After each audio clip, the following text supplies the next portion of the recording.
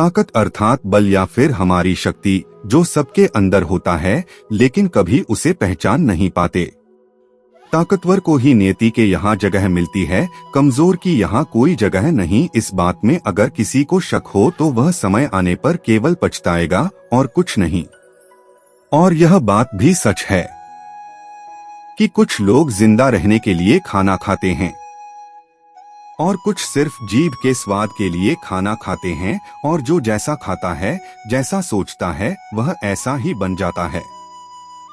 लेकिन उससे भी बड़ी बात होती है कि स्वयं को ना पहचानना, स्वयं की ताकत को ना पहचानना। आज कहानी आपके अंदर की शक्ति को जगा देगी। आप समझ जाएंगे कि आप क्या हैं, आपकी ताकत क्या है, आप कहाँ हैं और आपको कहाँ होना चाहिए था। नमस्कार साथियों, बुद्ध भाव चैनल पर आपका स्वागत है। तो चलिए शुरू करते हैं आज की प्रस्तुति। एक समय की बात है, एक राज्य का राजा बहुत ही पराक्रमी था। राजा इतना ताकतवर था, आसपास के 50 से ज्यादा राज्य उस राज्य पर आक्रमण करने से पहले 100 बार सोचते थे। उन्हें पता था कि वहां के राजा और वहां की सेना बहुत ही ज्यादा ताकतवर है। राजा अपनी प्रजा के लिए काम करता था।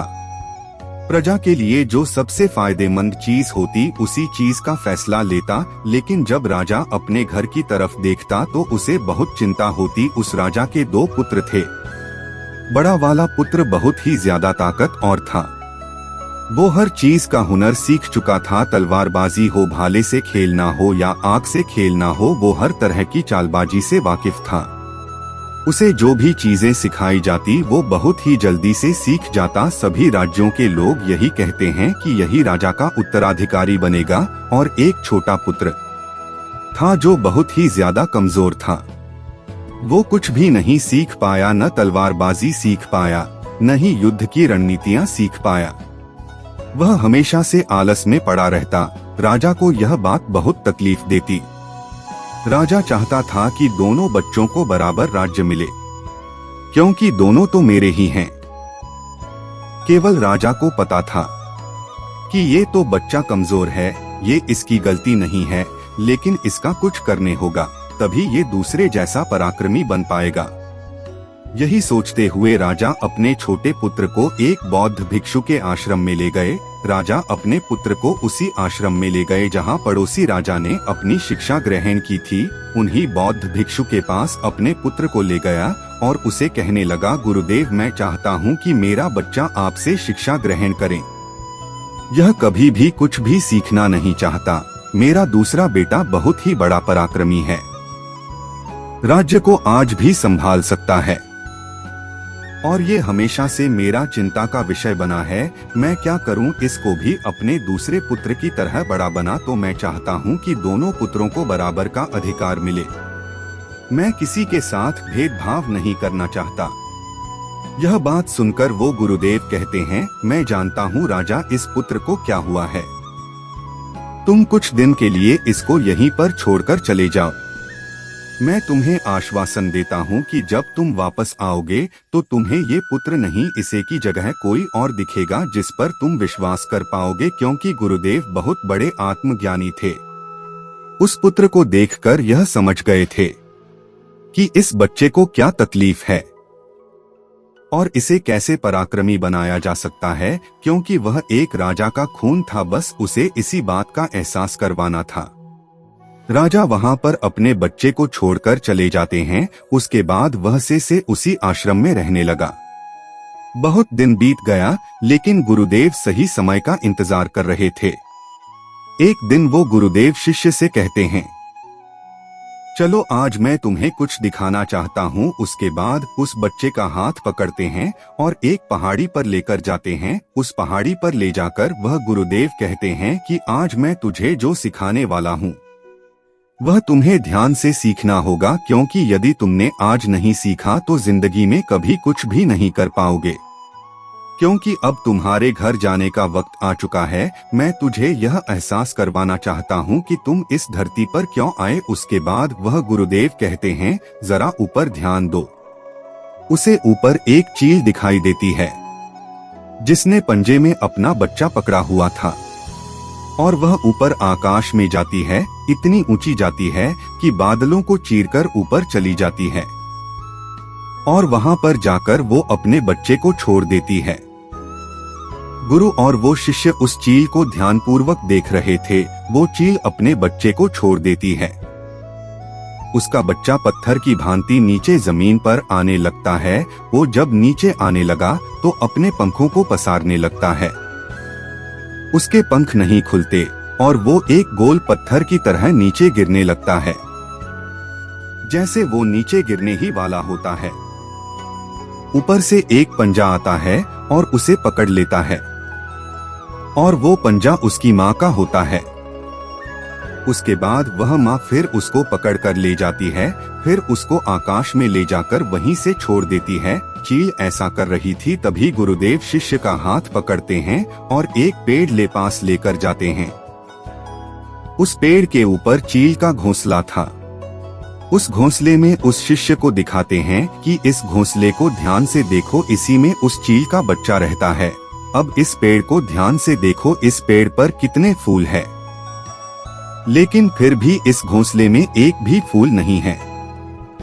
वह चाहती तो अपने कोमल बच्चे को इन फूलों के अंदर रख सकती थी, लेकिन वह जानती है कि फूलों में रहकर ये सिर्फ पक्षी बनेगा। लेकिन जब कांटों वाले घोंसले में रहेगा तभी एक चील बन पाएगा। और तुम भी एक राजा के बेटे हो, इसलिए तुम्हें इस तरीके से फूलों में नहीं रखा जा सकता। तुम्हें भी कांटों में रहकर अपने आप को मजबूत बनाना होगा। और वो चील आज यही कर रही है। वह चील अपने बच्चे को उड़ना अपने आप सिखा रही है।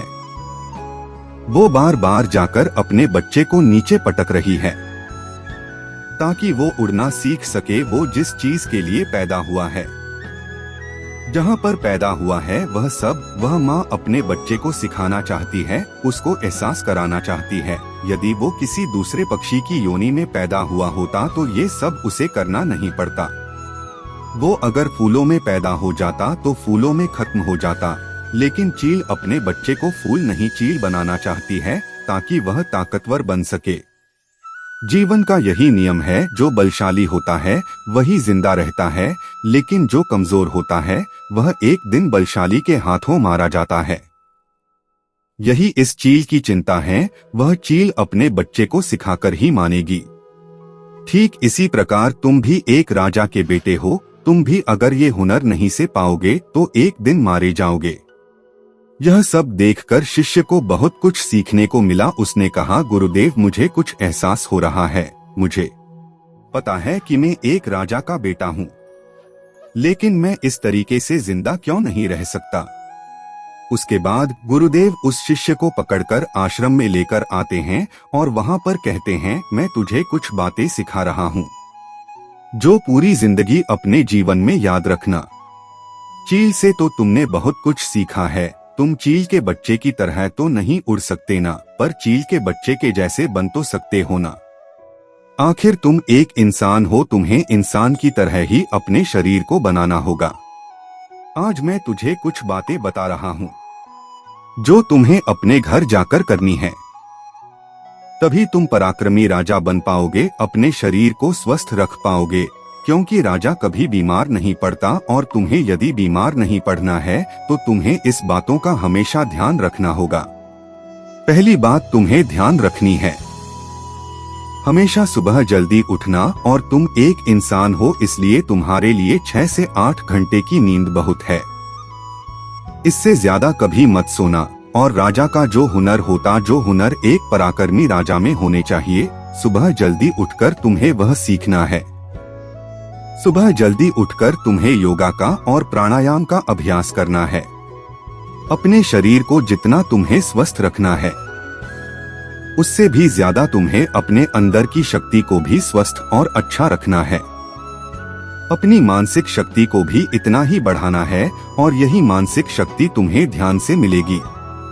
हमेशा ध्यान करना, हमेशा सुबह जल्दी उठकर प्राणायाम करना, हमेशा सुबह जल्दी उठकर योगा करना, यही तुम्हें हमेशा मजबूत बनाएगा।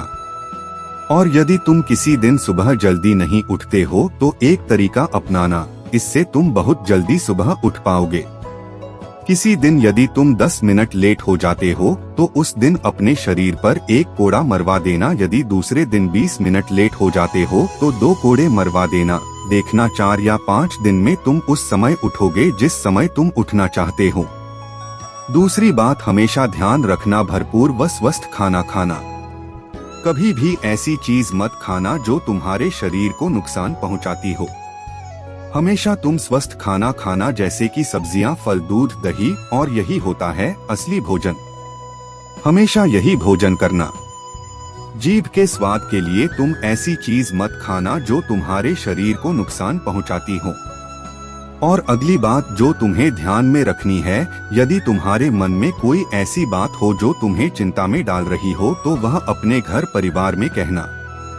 कभी भी मन में छुपाकर उस बात को मत रखना, क्योंकि वो बात हमें चिंता में डाल देती है और चिंता शरीर को चिता बना देती है। इसलिए अपने मन में कभी भी कोई भी बात छुपाकर मत रखना और बात को अपने घर के, अपने परिवार से, अपने पिताजी से वो बात हमेशा कह देना। कोई भी बात अपने मन में छुपाकर मत रखना। अगली बात, हमेशा सकारात्मक सोचना, कभी भी नकारात्मक विचार अपने दिमाग में मत लाना। सबके जीवन में उतार और चढ़ाव आते रहते हैं। अच्छा और बुरा सबके जीवन में होता रहता है। सुख दुख आते रहते हैं। ये जिंदगी के एक सिक्के के 2 पहलू है। इसलिए जीवन में कैसा भी वक्त क्यों ना हो, हमेशा सकारात्मक रहना। अगली बात ध्यान में रखनी है, हमेशा हंसते रहना, हमेशा मुस्कुराते रहना। यदि तुम्हारे मन में किसी बात की चिंता हो तो वो बात की चिंता तुम्हारे चेहरे पर नहीं दिखनी चाहिए, क्योंकि तुम एक राजा हो और राजा हमेशा मुस्कुराता होना चाहिए, तभी जनता मुस्कुराती है। इसलिए जब भी तुम जनता के बीच रहा हो या अपने परिवार के बीच, हमेशा मुस्कुराते रहना, क्योंकि जितना तुम मुस्कुराओगे उतना ही तुम्हारे शरीर में सकारात्मकता आएगी और इससे तुम्हारा शरीर और ज्यादा मजबूत बनेगा। और एक बात जो तुम्हें ध्यान में रखनी है वो है दान पुण्य। हमेशा दान पुण्य करते रहना, हमेशा कभी भी दान पुण्य पीछे मत हटना। तुमने सुना होगा कि पिछले राजा महाराजा ऐसे होते थे तो दान पुण्य में अपना राजपाट दे देते थे, क्योंकि वह जानते थे दान पुण्य ही सबसे बड़ी खुशी का मौका है। क्योंकि जब तुम दान पुण्य करते हो, दान पुण्य जरूरी नहीं कि धन से ही किया जाए, किसी की मदद करके भी हम दान पुण्य कर सकते हैं। इसलिए कभी भी दान पुण्य से पीछे मत हटना, क्योंकि जब हम दान पुण्य करते हैं तो हमारे मन में एक खुशी आती है और वही खुशी हमारे शरीर को मजबूत बनाती है। वही खुशी हमें स्वस्थ रखती है। इसलिए कभी भी दान पुण्य में पीछे मत रहना, हमेशा दान पुण्य करते रहना, क्योंकि जितना दान पुण्य करोगे तुम्हारी संपत्ति घटेगी नहीं बल्कि बढ़ती जाएगी। उसके बाद शिष्य गुरु के चरणों में पड़कर कहता है, गुरुदेव आपने जो मुझे शिक्षा दी है मैं उसको जिंदगी भर याद रखूंगा। उसके बाद शिष्य कहता है, गुरुदेव अब मुझे आज्ञा दीजिए, मैं अपने राज्य में जाना चाहता हूँ। उसके बाद गुरुदेव उनको जाने की आज्ञा दे देते हैं। अपने राज्य पहुंचकर वह राजा का बेटा गुरुजी से मिली शिक्षा पर अमल कर अपने जीवन को बदलकर एक बलशाली योद्धा के रूप में उभर कर आता है। साथ ही राजा भी की चिंता खत्म हो जाती है। साथियों, इस कहानी से आपने क्या सीखा, एक बार कमेंट में जरूर लिखें। वीडियो पसंद आई हो तो वीडियो लाइक कर दीजिए। और अगर आप भी बुद्ध के विश्वासी हैं तो इस चैनल को सब्सक्राइब कर लीजिए ताकि आने वाली नई वीडियो आपको तुरंत मिल जाए। मिलते हैं बुद्ध भाव की नई प्रस्तुति के साथ, तब तक के लिए अपना बहुत ख्याल रखें। नमस्कार।